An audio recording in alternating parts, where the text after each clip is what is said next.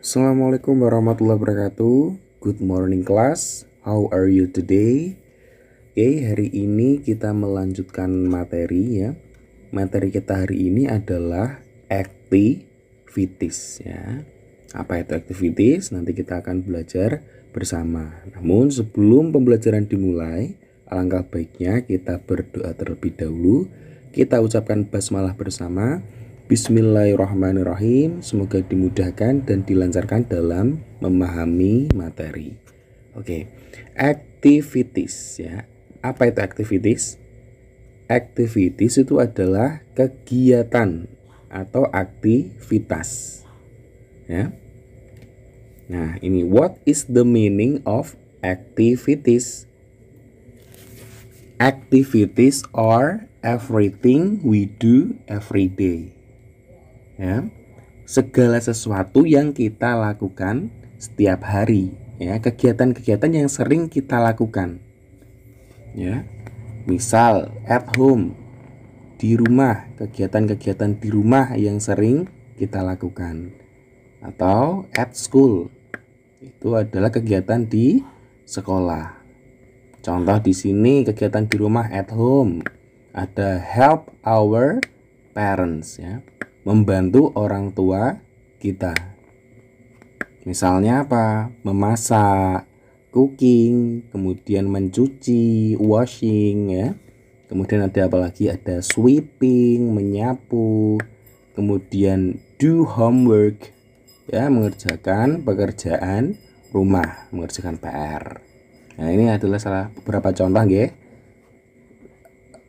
Beberapa contoh kegiatan di rumah. Kemudian yang kedua ada kegiatan di sekolah. Ya, misalnya adalah ini. Yang pertama ada study the lessons ya. Belajar pelajaran ya. Misalnya pelajaran apa? Matematika, bahasa Inggris dan sebagainya. Kemudian ada reading book, membaca buku. Oke. Nah, sekarang ini listen and repeat after your teacher. Dengarkan dan ulangi setelah gurumu. Nah, ini ada beberapa contoh aktivitas di rumah dan aktivitas di sekolah. Yang sebelah kiri ya, sebelah kiri ini adalah aktivitas di rumah, activities at home.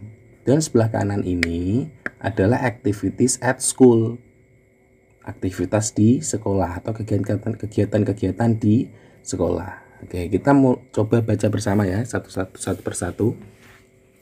Yang pertama, activities at home. Ya, ini kegiatan di rumah.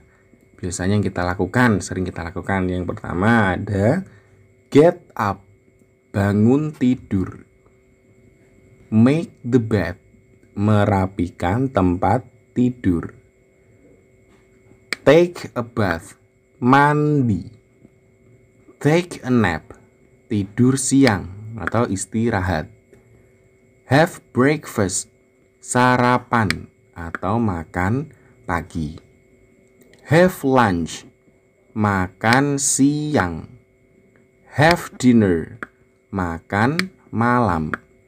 Cooking, memasak. Sweeping, menyapu.